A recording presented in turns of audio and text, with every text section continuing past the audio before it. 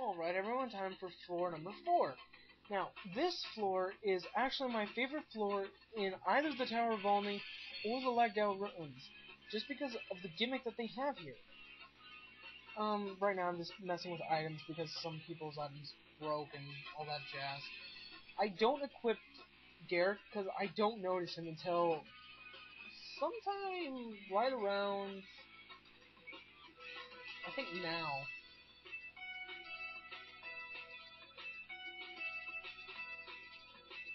Right here is where I noticed that he has no items. Yeah, I'm pretty much freaking out at that point because I forgot to give him anything because I didn't know he was coming. But the gimmick here is that you're supposed to break the walls so that way you can get around the level, or rather the map, which I really do like this gimmick.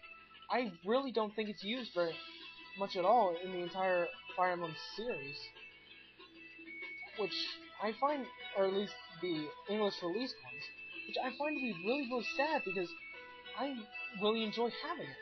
I know I'm in a minority there, but I think it could be used more.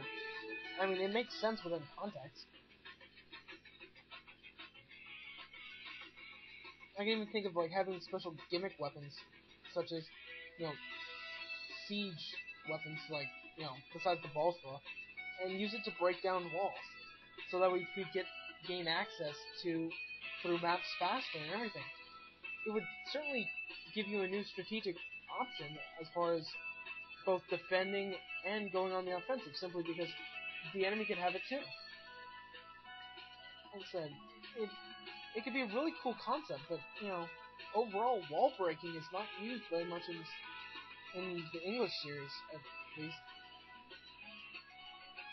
I've not very extensively played any of the SNES Fire Emblems, but still. There's not much to say about this floor besides its wall breaking gimmick, and the fact that it is simply littered with Gorgons. If you do not have high avoidance characters, bring a lot of restore staves. That is the main killer in this level, getting stoned by a Gorgon. When you're stoned, you lose like 50 avoid, and the enemy's crit rate jumps to at least 30, which means you will die very, very quickly, believe me.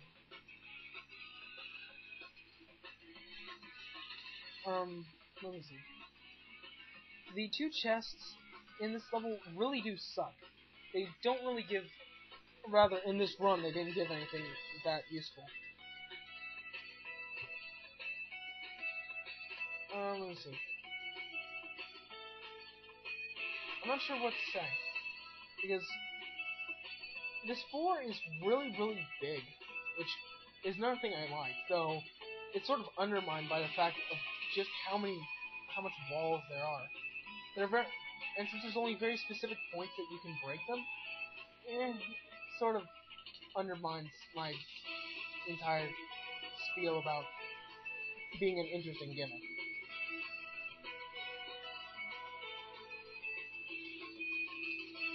But outside of that, like I said, this is my favorite floor, which I really don't like many floors in the Lagdao Ruins, but that's beside the point.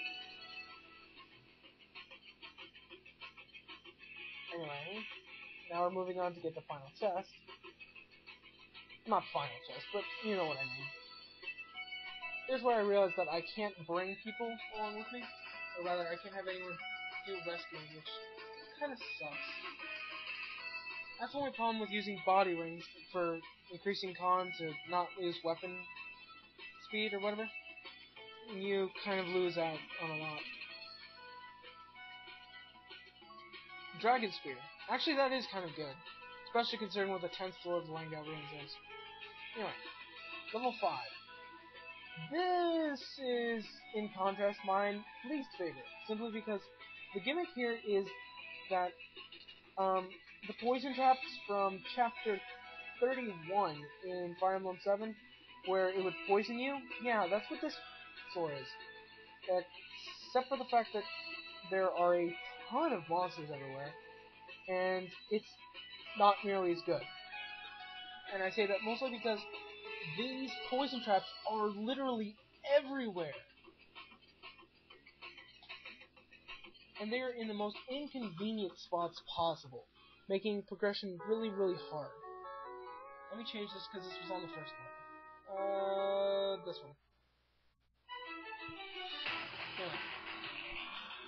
So because of that, it makes this level very, very hard to just maneuver on.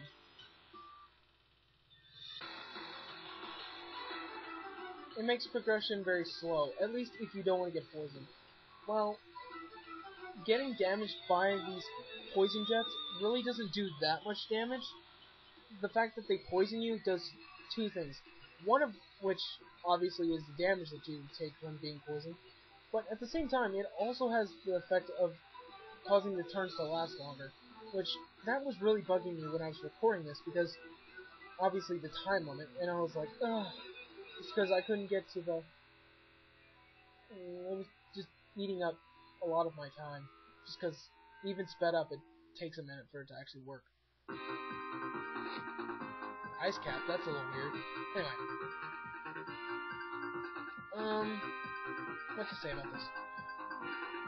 The other problem I have with this floor is just how many high HP enemies there are. There are Bales, Noblins, and Cyclops just all over the place. Honestly, it would be better if I had two bishops, such as Natasha and... what's his face? I don't care.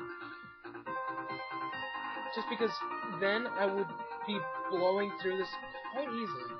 But since I don't, I'm a little bit screwed out of that, so it takes a lot longer for me to get through these levels. Let's see.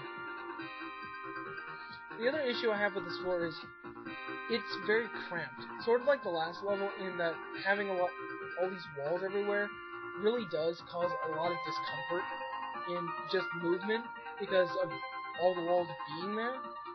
It also has the issue here of, since you have all those poison jets, making the hallways even more cramped. Die. Thank you. I don't need lock cuts anymore. Let's see, there is nothing to say about the rest of this. But, the next 5 floors are... will hopefully be a little bit better. The first 5 floors are really boring in my opinion.